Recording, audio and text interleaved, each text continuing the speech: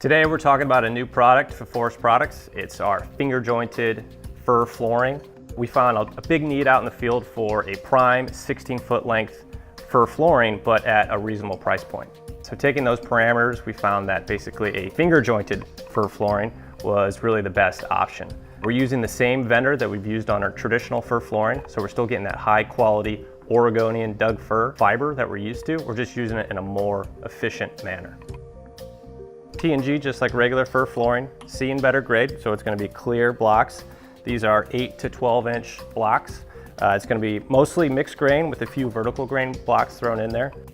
One of the things they did is on the back side, they used a rabbeted groove to kind of release the tension on the wood, so it helps to lay flat. It also helps with moisture and air movement a little bit, depending on what your substructure is. It's definitely a paint-only product, but we know that most of the fir flooring out there is getting painted anyways.